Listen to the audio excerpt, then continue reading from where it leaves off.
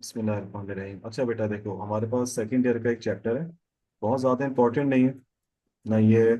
बहुत ज़्यादा हम कहें कि इससे सवालात आते हैं, लेकिन इस चैप्टर में एक दो लॉन्ग सवालात हैं। एक वो जो हमने कल पढ़ा था, कॉजेज ऑफ मेल एंड जी। फर्टिलिटी। सही है। और उससे भी ज़्यादा एक और है मेंस्ट्रुअल साइकिल। मेंस्ट्रुअल साइकिल जी सर। तुम पढ़ चुकी हो पूरा, आई गेस, है ना? जी जी। सही है। अच्छा, तुम्हारे पास रह गया मेल रिप्रोडक्टिव सिस्टम और फीमेल रिप्रोडक्टिव। फीमेल। सही है। जी। अब हम सबसे पहले ये देख लेते हैं भाई, रिप्रोडक्शन किस प्रोसेस का नाम है? What is reproduction? फिर बहुत आसान टर्म है। रिप्रोडक्शन एक ऐसा प्रोसेस होता है, तो हम लिखें एक रिप्रोडक्शन एक ऐसा प्रोसेस है जिसमें ऑर्गेनिजम्स जो हैं वो अपनी जनरेशन को, नस्लों को आगे बढ़ाते हैं। यानी कि जनरेशन इससे कंटिन्यू होती है। जनरेशन कैसे कंटिन्यू होती है सर? उस प्रोसेस का नाम है रिप्रोडक्शन। और इसके नतीजे में उनके जो है वो ऑफ स्प्रिंग्स प्रोड्यूस होते हैं। तो ऑफ स्प्रिंग्स उनकी अगली जनरेशन हो गई। ऑफ स्प्रिंग्स बच्चों को कहते हैं, चाहे मेल हो फीमेल हो, चाहे कोई भी स्पीशी हो। तो ऐसा प्रोसेस जिसमें दो ऑर्गेनिजम्स मिलके या एक ही ऑर्गेनिज्म जो है वो अपनी तादाद आगे बढ़ा रहा है, जनरेशन आगे बढ़ा रहा है, उसको कहते हैं रिप्रोडक्शन। अब मैंने यहाँ पे बोला दो ऑर्गेनिज्म, जब दो ऑर्गेनिज्म बोल दूं तो तब तो सब समझ जाएंगे कि एक बात हो रही है मेल जेंडर की, एक बात हो रही फीमेल। है फीमेल की। लेकिन सर आपने अभी लेक्चर में कहा कि एक ऑर्गेनिज्म भी कर सकता है, एक कैसे करेगा? तो इससे हमें फिर पता चलता है कि there are two types of reproduction. There are two types of reproduction. एक होती है एसेक्सुअल रिप्रोडक्शन और दूसरी होती है sexual reproduction. Sexual. So asexual में ए का मतलब ही क्या है? एब्सेंस। किस चीज की एब्सेंस? जेंडर की एब्सेंस, यानी कि इसमें जेंडर नहीं है। यानी कि इसमें वही मेल है वही फीमेल है और इसमें वन बॉडी है। मैं तुम्हें इसका भी थोड़ा सा बता देता हूँ ताकि पेज बन जाए हमारे लेक्चर का कि भाई एसेक्सुअल क्या है। जैसे बैक्टीरिया है, मिसाल के तौर पर ये बैक्टीरिया है। बैक्टीरिया में सिर्फ जी। सेक्सुअल रिप्रोडक्शन चलती है। बैक्टीरिया का जेनेटिक मटेरियल ये रहा, जिसको आप कह सकते हो डीएनए। ठीक है। बैक्टीरिया में कभी मेल और फीमेल नहीं सुनोगे तुम। सही है। ये एक बैक्टीरिया, इसमें आहिस्ता आहिस्ता एक इसकी कॉपी बननी है, तो इसी के सेल में आहिस्ता आहिस्ता अंदर ही अंदर कुछ कंस्ट्रिक्शन, यानी कि कुछ लाइंस अंदर पैदा होना शुरू हो जाती हैं। वही आगे जाके इस एक बैक्टीरिया को दो हिस्सों में डिवाइड करने की कोशिश करेंगी। तो थोड़ा एक डीएनए यहाँ पर आ गया इसका और ये आधा आ गया। अब यही आगे जाके इसके टू डॉटर सेल्स बन जाएंगे, यानी कि ये एक पूरा बैक्टीरिया बन गया और ये पूरा एक बैक्टीरिया बन गया। वाह यार जबरदस्त है। यानी कि एक ही चीज से दो चीजें बन गई। एक बैक्टीरिया था, उसने अपनी कॉपी बनाई। सही है। तो ये भी रिप्रोडक्शन है। सही। सिंस इसमें कोई पेरेंट बॉडी इन्वॉल्व नहीं है, मतलब इसमें मतलब एक ही पेरेंट बॉडी इन्वॉल्व है। पेरेंट बॉडी है तो सही, लेकिन आप कितनी बोलोगे? Just one parent body. Yes sir. बिल्कुल ना जेंडर है ना कुछ है, जस्ट वन पेरेंट बॉडी है। वन है तो ना मेल है ना फीमेल है। तो उसको कहते हैं एसेक्सुअल रिप्रोडक्शन। लेकिन इसके नतीजे में क्या होगा? इसके नतीजे में जितने भी ऑर्गेनिजम्स बनते हैं वो एग्जैक्टली फोटोकॉपी होते हैं, जिसको हम लोग कहते हैं बायो में रेप्लिका। वो अपने पेरेंट बॉडी जैसे ही होते हैं एग्जैक्ट, ये भी आगे जाके ग्रो करके जैसे ही बनेंगे। तो यानी कि वैरायटी पैदा होती है या फोटोकॉपी पैदा होती है? तो तुम्हारा आंसर होगा फोटोकॉपी। फोटोकॉपी, जिसको हम लोग बायो में कहते हैं रेप्लिका। सही है। खाड़ी का जोड़ा कितने जी का सर। आएगा? 5,000, 6,000, 7,000। उसका रेप्लिका कितने का आ जाएगा? 1,500 रुपये। सही है। लेकिन उसकी क्वालिटी वैसी नहीं होती। लेकिन इसमें चूंकि ये नेचर है, चूंकि ये नेचुरल चीज है, इसमें क्वालिटी का कोई मसला नहीं है, ये अल्लाह ताला ने बनाया है। तो ये सब एग्जैक्ट जबरदस्त बनते हैं। तो ये होती है ए सेक्सुअल रिप्रोडक्शन। इसमें वैरायटी होती है सर? नो, इसमें वैरायटी बिल्कुल भी नहीं होती है। इसमें सिर्फ कॉपीज बनती, तो वैरायटी नो, कॉपी यस। ठीक है। जी सर। सो ये अब सेक्सुअल रिप्रोडक्शन। सेक्सुअल रिप्रोडक्शन क्या होता है भाई? सेक्सुअल रिप्रोडक्शन ये कि जैसे इंसान की एग्जांपल लें, ये मेल का सेक्स सेल है, स्पर्म। स्पर्म। सही है। ये फीमेल का सेक्स सेल है, जिसको कहते हैं एग। एग। यानी कि दो जेंडर्स आ गए, दो बॉडीज आ गई, ये दोनों आपस में फ्यूज करते हैं तो बनता है जाइगोट। सही है। और जायगोट। मिसाल ठीक है, फिर ये एक बच्चा हुआ, फिर इसका भाई हुआ, इसकी सिस्टर हुई, फिर एक और सिस्टर हुई, फिर एक और भाई। चार बच्चे हो, पांच बच्चे हो, एक बच्चा हो, 10 बच्चे हो, सब में थोड़ी बहुत तुम थोड़ा सा क्या देखोगी? वेरिएशंस। हमारे भी भाई बहन, आपके भी भाई बहन, हम सब में थोड़ी बहुत क्या आपस में एक ही फैमिली में वेरिएशंस हैं। और वेरिएशन। बिल्कुल, ऑल्दो मामला यहाँ से तो वही है, वही मदर वही फादर, लेकिन वेरिएशंस क्यों? क्योंकि हम लोग ए सेक्सुअल नहीं है सर, हम लोग सेक्सुअल्स हैं। हम लोग सेक्सुअल रिप्रोडक्शन है, यानी कि जब भी स्पर्म एग मिला होगा कोई ना कोई नई वैरायटी बनी होगी। सर वो जो ट्विंस होते हैं, खैर ट्विंस बिल्कुल अलग टॉपिक है, वो फिर कभी समझाऊंगा, या शायद मैंने क्लास में समझाया था वर्बली तो। जी सर, आपने थोड़ा बताया था। बुक्स में है नहीं ना चलता, असली तो वेरिएशंस बनती हैं बिल्कुल। और टू पेरेंट बॉडी है, तो जहाँ ये सब लिखा हुआ होता है तो आप बोलोगे सर ये बात हो रही है सेक्सुअल रिप्रोडक्शन की। आपको ये नहीं कहना कि हमें सेक्सुअल रिप्रोडक्शन हो रही तो हम ज्यादा एडवांस हैं, ठीक है हम लोग ज्यादा एडवांस्ड हैं। आप ये नहीं कह सकते कि हम लोग ज्यादा जो है वो मतलब सेक्सुअल अच्छी है और ये सेक्सुअल बेकार है, नाउजुबिल्लाह, ये नहीं कह सकते हम। बैक्टीरिया के हिसाब से ये बेहतर है, बैक्टीरिया इसमें खुश है। हमारे हिसाब से एनिमल्स के एतबार से ये बेहतर है, हम लोग इसमें सही हैं। तो ये ऐसी रिप्रोडक्शन को हम लोग बायो में क्या कहते हैं, ऐसी रिप्रोडक्शन को हम लोग बायो में कहते हैं सेक्सुअल रिप्रोडक्शन। ये चीज हो गई। सही, आपकी बुक्स में एक और टर्म है, एक होता है यूनिसेक्सुअल, एक होता है बाईसेक्सुअल। यूनिसेक्सुअल, हाँ भाई नूर फातिमा, सॉरी नूर फातिमा, यस हम सर। यूनिसेक्सुअल्स हैं या हम लोग इंसान, या हम लोग बाईसेक्सुअल्स हैं? सर हम बाइसेक्सुअल हैं। अब तो मसोगी अगर मैं इसको डिफाइन करूंगा। सही है, बाईसेक्सुअल का मतलब होता है एक ही बॉडी में दोनों जेंडर है, मेल भी और फीमेल भी है। अब नहीं है ना? मुझे पता है बाईसेक्सुअल तुमने क्यों बोला, 99% बच्चे बाईसेक्सुअल ही कहते हैं, क्या दिमाग में होता है कि सर हम लोग में दो जेंडर्स है ना, मेल और फीमेल। हम्म। हाँ, लेकिन ये टर्म कुछ और है, बाईसेक्सुअल से मुराद ये है कि एक बॉडी में कितने जेंडर है। ओहो नहीं नहीं सर, फिर तो हम दो। लोग सेक्सुअल, एक बॉडी में तो एक ही जेंडर है ना, हम्म। एक ही जेंडर है ना। रिजवान है तो रिजवान है ना, रिजवाना तो नहीं है ना। हम्म। तो simple, one body one gender, एक बॉडी में एक जेंडर है, मिक्स तो नहीं है ना। बाइसेक्सुअल तो वो होते हैं जिनमें मेल भी और फीमेल एक ही बॉडी में होता है, तो ऐसा तो नहीं है भाई। हम्म। नहीं, वो तो ट्रांसजेंडर्स वगैरह कहलाते हैं, वो अलग है। तो यूनिसेक्सुअल का मतलब क्या है? यूनिसेक्सुअल का मतलब है कि वन बॉडी में बस वन जेंडर। बिल्कुल सही, अल्हम्दुलिल्लाह हम लोग सारे यूनिसेक्सुअल्स हैं। यूनिसेक्सुअल का एक और नाम बहुत आसान है, ये बहुत सारी किताबों में लिखा हुआ है, हीट्रोफ्रोडाइट। हीट्रो मीन्स डिफरेंट होता है ना, डिफरेंट, हम्म। और फीमेल अलग। हीट्रो मीन्स डिफरेंट, तो हीट्रो से मुराद क्या हो गया? Hetero means different. डिफरेंट। सही है, यूनिसेक्सुअल का एक और नाम भी है, ये थोड़ा अजीब सा है, हालांकि लिखा हुआ है इसको डाई। डाई का तो मतलब क्या होता है नूर? दो, है ना, तो ये इसका एक और नाम है डाइशियस। सर यहाँ पे दो से मुराद क्या है? डाइश। अभी तो आप कह रहे थे ये यूनि का तो मतलब वन होता है, तो यहाँ पे डाइशियस इस हिसाब से दिया हुआ है कि डाइशियस से यहाँ मुराद है टोटल कितनी बॉडीज है। हाँ टोटल तो दो बॉडीज है, सही है। लेकिन मेल और एक है या वो अलग अलग है, वो अलग अलग है, तो उस हिसाब से हीट्रो पड़ गया। और एक बॉडी में एक जेंडर है, उस हिसाब से यूनिसेक्सुअल पड़ गया। यूनिसेक्स। जी, तीनों ही जस्टिफिकेशन मैंने आपको दे दी कि यूनि क्यों कहते हैं, ये क्यों कहते हैं, लेकिन तीनों नाम आपको याद करना है, आपके सिन बोर्ड में है। तो सही। यूनिसेक्सुअल का एक और नाम होता है चंदा डाइशियस, डाइशियस। एक और नाम हीट्रोफ्रोडाइट। यूनिसेक्सुअल क्या कॉन्सेप्ट है? One body one gender, male अलग फीमेल अलग। फीमेल। सही समझ आया? Yes sir. सही है, बाइसेक्सुअल का क्या मतलब है कि एक बॉडी में ही दोनों जेंडर है, तो दोनों जेंडर। बिल्कुल हर्माफ्रोडाइट। बहुत सारे ऐसे वॉर्म्स होते हैं, फ्लैट वॉर्म्स वगैरह, जो हर्माफ्रोडाइट होते हैं, वो लोअर एनिमल्स होते हैं। इंसान में तो नहीं है ऐसा, इंसान में अगर ऐसा हो जाए तो वो थर्ड जेंडर कहलाता है, वो सही नहीं है, मतलब नेचुरली अगर है तो फिर हमारे हिसाब से जो है वो समझो देखा जाए तो वो ट्रांसजेंडर है। खैर वो अलग एग्जाम्पल है, वो मैं, हर्माफ्रोडाइट हो गया, बाइसेक्सुअल हो गया, और इसका एक और नाम है, क्या इसमें एक ही बॉडी में दोनों जेंडर है? यस, तो आप इसको बोलोगे monoecious. Mono means one, mono, इसकी स्पेलिंग क्या होती है? अब ऐसी कुछ थी मोनोएशियस, ये बुक्स में तुम देख लेना स्पेलिंग, ये आई है, ये मैं माउस से लिखता हूँ ना, थोड़ा सा मुझे प्रॉब्लम होता है। जी जी सर, दिख रही है। सही। पहले मेरे घर में कुछ स्टूडेंट्स आए थे पढ़ने, और उन्होंने पता नहीं कहाँ मेरा जो है वो जो स्टाइलस होता है पेन, वो घुमा दिए मनुष्यों ने।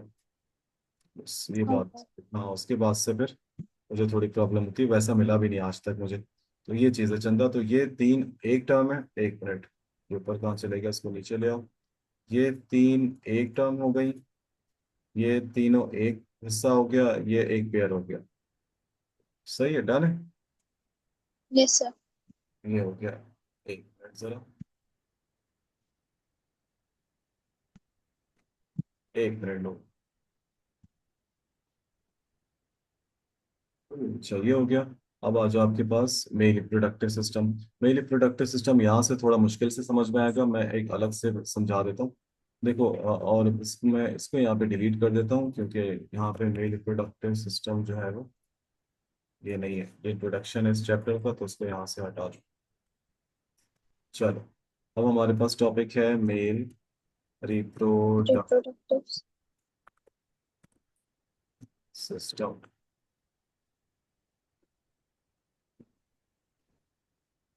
ऐसे क्यों, चलो ठीक है। अच्छा, मेल रिप्रोडक्टिव सिस्टम में क्या चीज़ें आती हैं, अब कुछ टर्म्स आपको पकड़नी होगी। हमारे पास बॉडी में ऑर्गन्स होते हैं, बिल्कुल होते हैं, लेकिन हमारे पास कुछ और भी ऑर्गन्स हैं जिनको हम लोग बायो में कहते हैं सेक्स ऑर्गन्स। सही है, तो सेक्स ऑर्गन्स को बायो में कहते हैं गोनैड्स।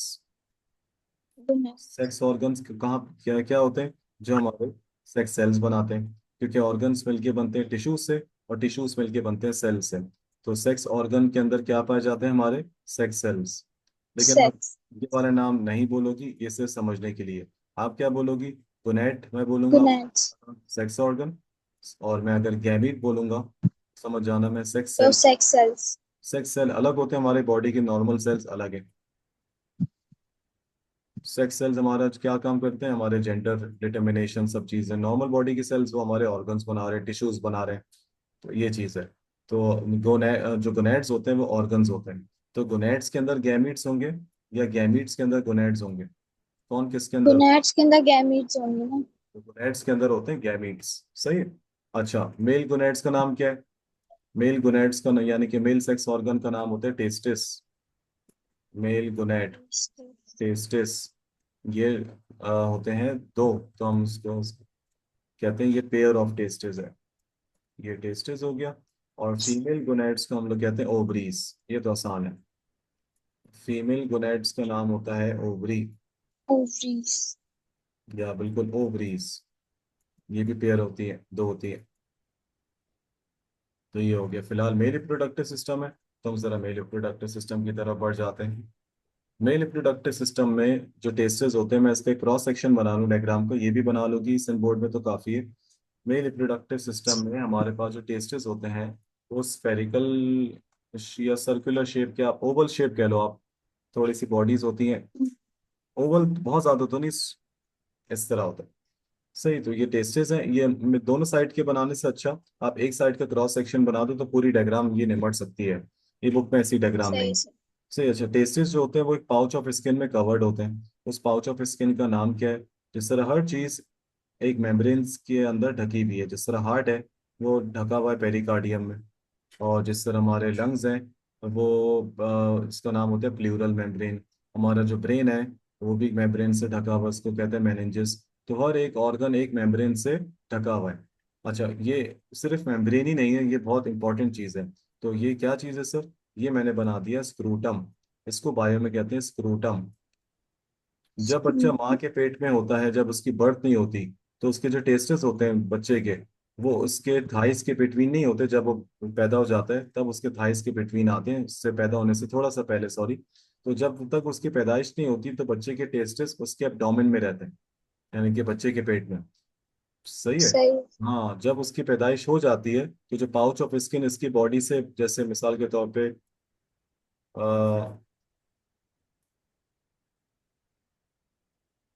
सही है, ये मैंने कुछ, अब जैसे मिसाल के तौर पे ये इसके लोअर लिम्स हैं, तो यहाँ पे इसका एक पाउच ऑफ स्किन तो पड़ा रहेगा, लेकिन उसमें टेस्टेस नहीं होंगे। तो before birth, just before birth, यानी कि बर्थ से बिल्कुल पहले, उसके जो एब्डोमेन में जो टेस्टेस हैं वो डिसेंड होते नीचे आ जाते हैं।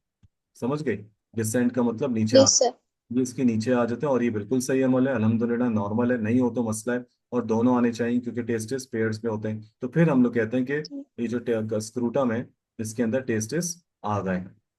और ये काम होता है just before birth. Sir testis आते ही क्यों है, टेस्टिस पूरी जिंदगी में मेल के एब्डोमेन में, इसके पेट में क्यों नहीं रहते। क्योंकि हमें कभी कभार फीवर हो जाता है, कभी हाई फीवर हो जाता है, बहुत सारी मुख्तलिफ बीमारियां कंडीशंस हो जाती हैं। तो टेस्टिस की लोकेशन बॉडी के बाहर जो है, तो टेस्टिस की लोकेशन क्यों फायदेमंद है। टेस्टिस को बॉडी के बाहर क्यों नहीं रहना चाहिए, क्योंकि इंसानी जिस्म का टेम्परेचर नॉर्मल होता है 37 डिग्री सेंटीग्रेड। तो टेस्टिस को उससे थोड़ा कम चाहिए होता है, टेस्टिस को 3। 34। वेरी गुड, टेस्टिस को 3 डिग्री कम चाहिए। तो testis require cooler temperature as compare to body, या वार्मर टेम्परेचर? आप बोलोगी cooler temperature. Cooler temperature. Cooler temperature पूरा बोलना, बंदा कूलर से समझे कि भाई ये 2 या 3 डिग्री की बात करिए, फ्रीजिंग पॉइंट नहीं। सर मैं इस हिसाब से बात करें, 37 के मुकाबले में 34 कूलर है। सही है। तो सो पुरानी बुक्स में लिखा हुआ था 35, न्यू बुक में लिखा हुआ है सन बोर्ड की 34, एमटी कैट में भी आ जाए तो 34 कर लेना। ये चीज है। तो testes require cooler temperature क्या करने के लिए? अपने अंदर सेल्स बनाने के लिए। उन सेल्स को क्या कहते हैं? उन सेल्स को स्पर्म्स कहते हैं। तो स्पर्म्स बनने के लिए ये टेम्परेचर बिल्कुल सही है, तभी टेस्ट इज बॉडी के पल्सामीटर। तभी टेम्परेचर ये मेंटेन रखने के लिए टेस्टिस जो है वो बिटवीन द थाइस, थाइस के दरमियान में आपके ये आके डिसेंड हो जाते हैं मेल के। तो ये एक बहुत बड़ा रीजन है, और ये आता है एक रीजनिंग क्वेश्चन में भी, कि why testis descend downwards just before birth, because इनको चाहिए होता है कूलर टेम्परेचर। स्क्रूटम क्या हो गया? ठीक है। स्क्रूटम एक पाउच ऑफ स्किन है। Pouch of skin, pouch of skin that covers testis, pouch of skin that covers testis, ये हो गया स्क्रूटम का फंक्शन। सही है। अच्छा, टेस्टिस के अंदर ये जो मेम्ब्रेन देख रही हो तुम रेड वाली, इस मेम्ब्रेन का भी नाम है चंदा। इस मेम्ब्रेन को हम लोग बायो में क्या कहते हैं? इस मेम्ब्रेन को हम लोग बायो में कहते हैं जर्मिनल एपिथीलियम। इस मेम्ब्रेन को हम लोग बायो में कहते हैं जर्मिनल एपिथीलियम। ठीक है। अच्छा सर, टेस्टिस के अंदर कुछ सुना है लॉब्यूल्स होते हैं खाने, उन लॉब्यूल्स को बायो में क्या कहते हैं? अभी बताता हूँ। ये बहुत सारे होते हैं, अभी मैंने आसानी से कुछ बनाए। इन खानों का, इन चैम्बर्स का नाम होता है चंदा टेस्टिक्यूलर लॉब्यूल्स। टेस्टिक्यूलर लॉब्यूल्स।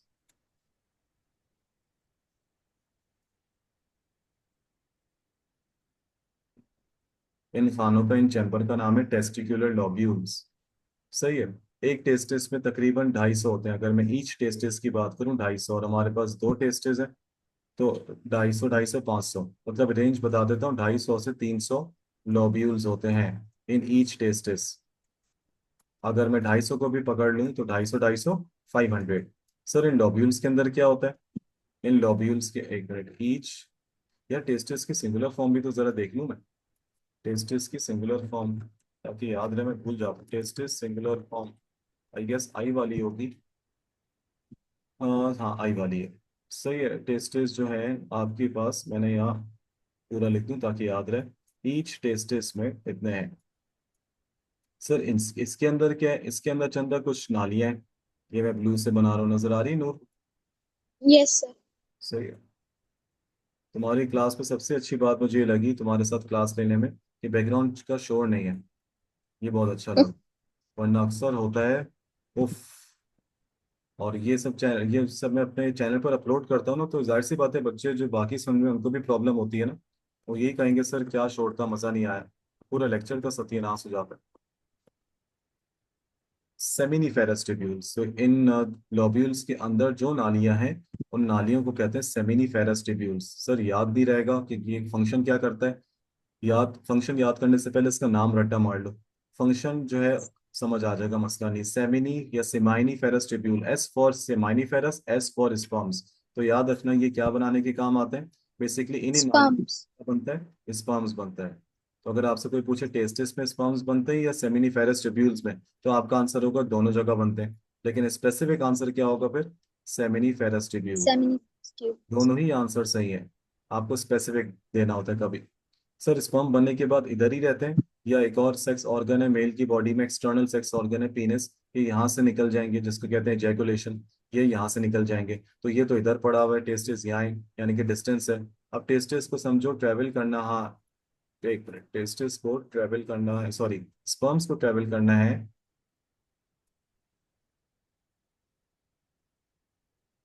स्पर्म्स को ट्रेवल करना है इतना लंबा डिस्टेंस, तो सर वो तो बहुत बात की बात है। पहले स्पर्म्स को यहाँ से तो निकालें हम बाहर। ठीक है, अब यहाँ से निकालते हैं बाहर। स्पर्म्स बनने के बाद सबसे पहले बेटा 2 रास्तों से गुजरते हैं। नूर कितने रास्तों से? 2 रास्तों से। दो रास्ते। ये 2 याद रखना, 3 मत बोल देना, भंड हो जाएगा। ये 2 रास्ते हैं। ये दो मैंने रास्ते। रास्ता बनाया, हाँ, और ये दूसरा रास्ता बनाया। छोटे छोटे नालियों का सिस्टम होता है, स्मॉल डक्ट्स। तुम्हें भी अभी शोर करना है, अभी भी, अभी शोर करना है, बंदा बता देता है। आहिस्ता नहीं, शोर हो सर गया। मेरा एक क्वेश्चन है। आप पूछिए। सर वैसे तो जब मेल और फीमेल सेक्स करते हैं तभी स्पर्म निकलते हैं, या उसके अलावा जब अलग से फीमेल सॉरी मेल जब वो जो कर रहे होते हैं तो तब भी निकलते हैं स्पर्म्स? जब सेक्सुअल इंटरकोर्स होता है तब हमारे ब्रेन को एक सेंसेशन जाती है, फीलिंग ऑफ प्लेजर, सही है, हैप्पीनेस।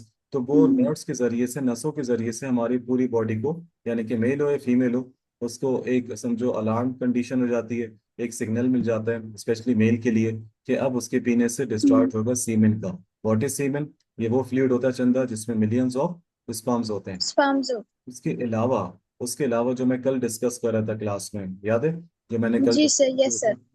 फर्टिलिटी की बहुत सारी वजह ये होती है कि जब इन शॉर्ट एक बंदा है, वो एक्स्ट्रा एक्टिविटीज में लग रहा है, जिसमें सेलफोन सबसे बड़ा एक फैक्टर है, तो ऑब्वियसली जब यस सर। कुछ चीजें देखकर एज ए डिजायर आएगा, तो वो डिजायर के बाद फिर वो मास्टरबेट करेगा, एंड देन वो मास्टरबेशन हम्म। इंसान के लिए बहुत नुकसान है, उसकी पूरी बॉडी के लिए, प्लस क्योंकि उसमें भी सीमेन निकल रहा है, स्पर्म्स निकल रहे हैं, लेकिन वो उनका क्या फायदा, क्योंकि जाया हो रहे हैं। उस टाइम पे उसको डोपामीन और केमिकल्स रिलीज करके उसको फीलिंग ऑफ प्लेजर तो आ रहा है। इसलिए इस्लाम में जल्दी शादी का हुक्म है, क्योंकि ये यही काम अगर आप जो है अपने लाइफ पार्टनर के साथ करोगे तो वो हलाल है, उसके अलावा करोगे तो हराम है।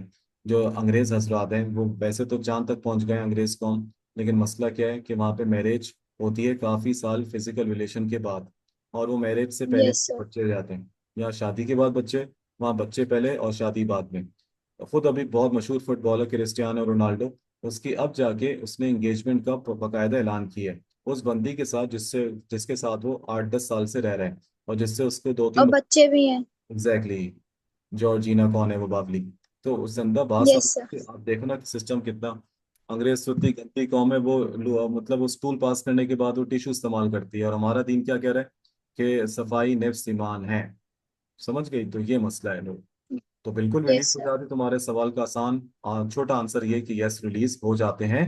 और एक टाइम ऐसा आता है, मेल्स इतने अंदर से वीक हो जाते हैं कि जब सिर्फ कुछ देखते भी नहीं है, सिर्फ जब वो they just think negatively of about any women, तो तब भी उनका सीमेन के कुछ ड्रॉप्स उनके पीने से निकल जाते हैं, और उनको पता ही नहीं होता कि काफी टाइम तक ये चलता रहता है।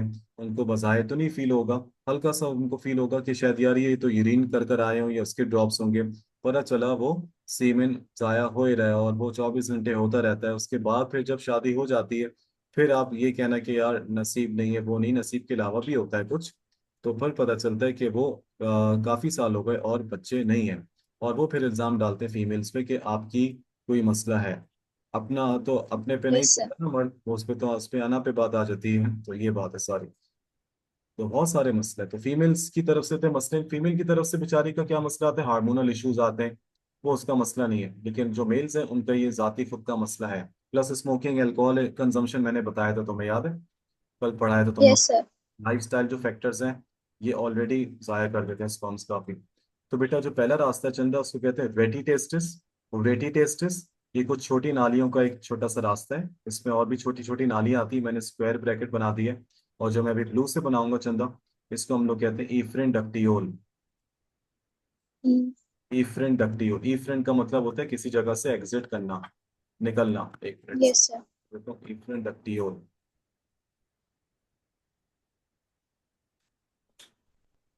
ईफ्रेन डक्टियोल ये हो गया आपके पास, ठीक है। तो ये दूसरी नाली होगी। अब स्पर्म्स जो है वो कहाँ जाएंगे, अब स्पर्म्स टेस्टिस से बन के चले आएंगे बाहर। अब जब स्पर्म्स ऊपर जाएंगे तो यहाँ एक बहुत बड़ी नाली है, पहले इसको मुझे मिटाना पड़ेगा। नाली क्या है? एक बकायदा ट्यूब है बहुत लंबी सी। उस ट्यूब का नाम है, मैं छोटा सा यहाँ बना लूँ बल्कि, एक मिनट, मुझे कुछ करना पड़ेगा इसमें मैनेज। मैं यहाँ बनाता हूँ ताकि अभी लेबलिंग ना मिटा पाऊँ। वैसे तो ये पूरे टेस्टिस के ऊपर होती है। जैसे जैसे मैंने ये टेस्टिस बनाया, ये मैंने इसकी जर्मिनल एपिथीलियम बनाई, मतलब स्क्रूटम बनाया, फिर जर्मिनल एपिथीलियम बनाई। तो सर ये एपिडाइडमिस एक ट्यूब होती है जो इस तरह मौजूद होती है पूरे टेस्टिस में। समझ गए? यानी कि ये अच्छी खासी लंबी ट्यूब है। अभी मेरे पास यहाँ पे सब यस डायग्राम सर। भी है, तुम बोलो तो ये मिटा दूँ ये सब लेबलिंग्स, या यस सर। यस। सही? चलो फिर हम ये काम करते हैं ना, अभी हम ये सब मिटा देते हैं। Oh sorry sorry. ओहो। नहीं, मेन चीज ही मिट गई। मैं दोबारा बनानी पड़ेगी, 1 मिनट। ये हटा दो, हटा दो, ये हटाने से, अब यहाँ से हटा दो थोड़ा सा ये।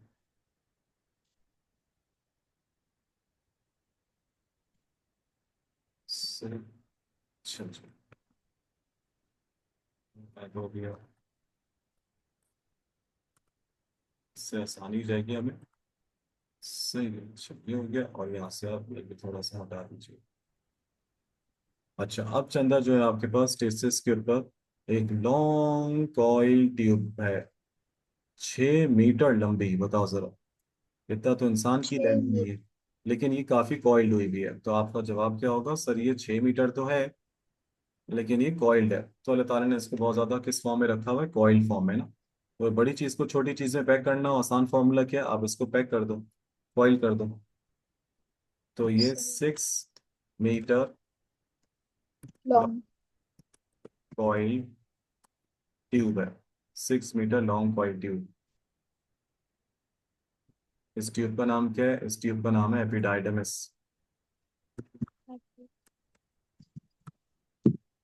एपिडाइडमिस,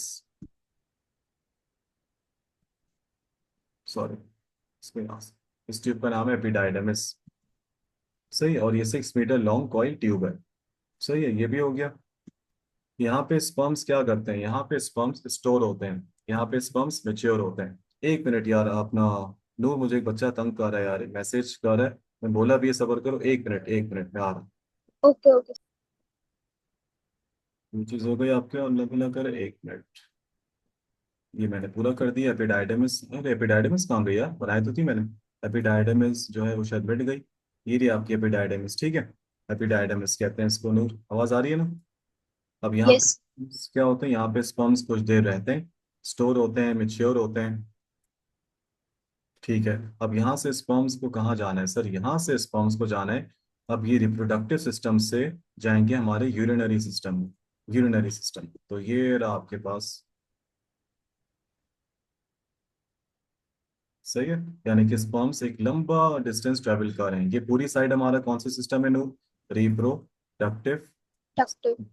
सही है। और इनकी फाइनल डेस्टिनेशन क्या है? यूरिन के जो रास्ता है, जिसको यूरेथ्रा कहते हैं, उस ट्यूब को वहां से निकलना है।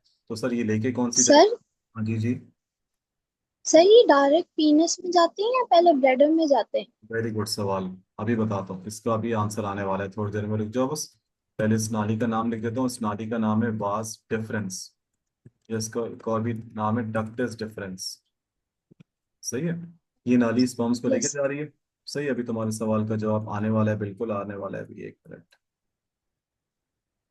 बहुत अच्छा सवाल है, क्योंकि ये सवाल जो है वो पूछना चाहिए बच्चों को, वरना ब्लैडर में तो जाने का नुकसान है एक। अच्छा सर, ये वाला हमारा कौन सा सिस्टम है? ये तो वही वाला 9 क्लास वाला, ये 2 किडनीज बनी हुई हैं, याद है? और ये वहां से यस निकलता सर। है यूरेटर। मैट्रिक में भी पढ़ा होगा ये पूरा। उसके बाद फिर यहाँ पे होता है यस। चंदा ब्लैडर। ब्लैडर थोड़ा सा मैं जानबूझ के बड़ा बना रहा हूँ। फिर ब्लैडर, या जिसको यूरिनरी ब्लैडर कहते हैं, वहां से फाइनली ट्यूब जाती है, और इस ट्यूब का नाम यूरेथ्रा है। और ये एक पीनस का स्ट्रक्चर बना दिया, जो थोड़ी कर्व होती है, और यहाँ पे नाली जाके खुल गई है। अच्छा, अब सवाल है कि सर ये जो नाली है वो स्पर्म्स को लेके आ रही है, ठीक है। स्पर्म्स मैंने यहाँ रेड से बनाए थे, मैं यहाँ पे भी रेड से बना देता हूँ। ये स्पर्म्स, बहुत सारे स्पर्म्स, मिलियंस ऑफ स्पर्म्स आ गए। अब जो है स्पर्म्स, सेक्सुअल इंटरकोर्स के दौरान सिर्फ स्पर्म्स नहीं निकलते। स्पर्म्स जो है वो किसी फ्लूइड के अंदर निकलते हैं। फ्लूइड कौन बनाएगा? फ्लूइड बनाने, जिसको सीमेन कहते हैं, सीमेन बनाने वाले 3 ग्लैंड्स होते हैं, जो ब्लैडर के आसपास होते हैं। अब मैं ब्लैडर के आसपास, मैं ये ब्लैडर के अंदर बना रहा हूँ, तो तुम ये ना समझना कि ये ब्लैडर के अंदर होते हैं। ये ब्लैडर के आगे पीछे होते आसपास। हैं, आसपास है, साइड पर है, पीछे है। अब मैं पीछे कैसे बनाऊं? पीछे को बनाने का आसान तरीका ये कि मैंने ब्लैडर को कट सेक्शन से दिखाया पीछे। सही है। ये ग्लैंड है, यस। एक ग्लैंड ये वाला है। जो लग तो दो रहा है, लेकिन ये होता एक ही है। जैसे ये दो एक है, ही। तो ये हम कहेंगे ये पेयर्ड है। मीटिंग में 7 मिनट रह गए, आई होप ये पूरा हो जाए। ये एक ही ग्लैंड है, ये अनपेयर्ड है, ये अनपेयर्ड है। और एक और ग्लैंड होता है छोटा सा, उसको कहते हैं, ये वाला छोटा, ये भी पेयर्ड है, ये भी पेयर्ड है।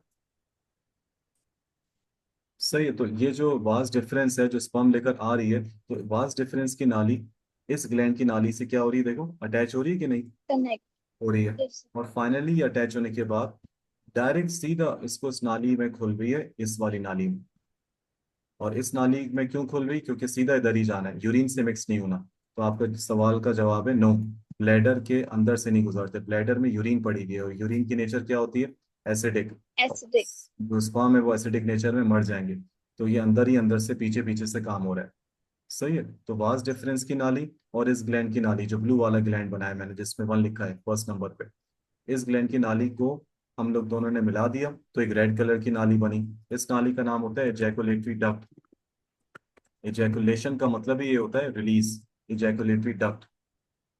इजैकुलेटरी डक्ट वास डिफरेंस की नाली से और इस ग्लैंड की नाली से मिलके बनती है। इजैकुलेटरी डक्ट फाइनली किस ट्यूब में खुलती है, नाली में। इस नाली का नाम है यूरेथ्रा, जो मेल्स में भी है और फीमेल्स में भी है, फीमेल। जो यहाँ से यूरिन पास होती है।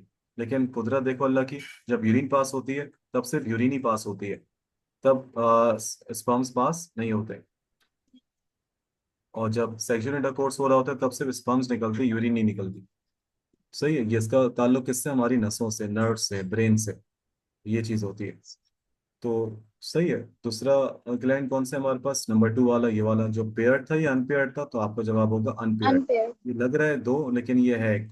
और तीसरा ग्लैंड पेयर्ड। शॉर्ट फॉर्म में लिख देता हूँ तुम्हें याद रहेगा। इस ग्लैंड का नाम होता है सेमिनल या सेमाइनल वेसिकल ग्लैंड।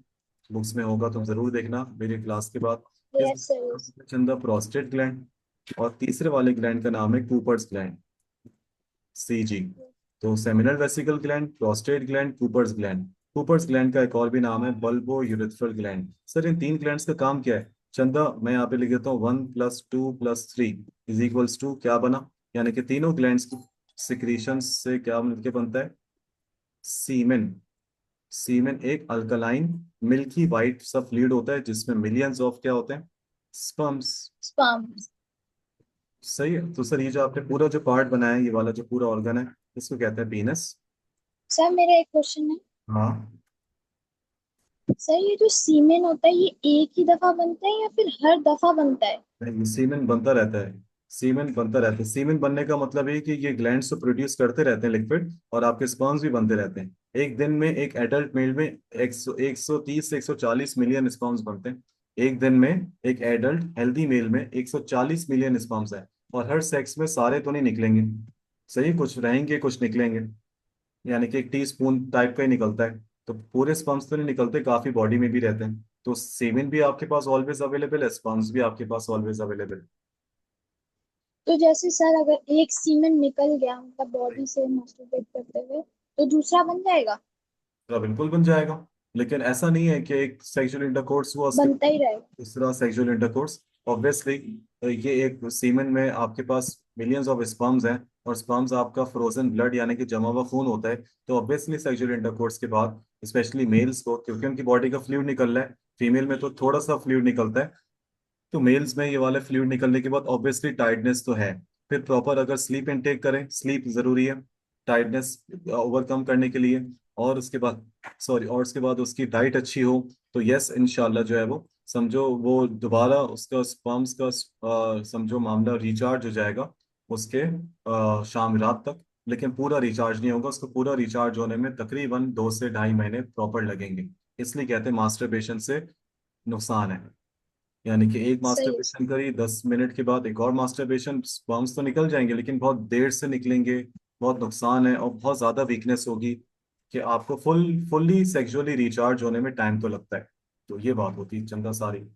जो खतना होती है ना, जो जिसको सरकमसिशन कहते हैं, जो मुस्लिम फैमिलीज में करवाते हैं हम बच्चों में, हम सब जो है, यस सर। जिससे हम लोग कहते हैं यार प्रॉपर मुस्लिम का एक रूल है हमारा। तो बेटा इस जो पेनिस होती है ना, इस साइड से थोड़ी कर्व होती है, as you can see this curve area, yes sir.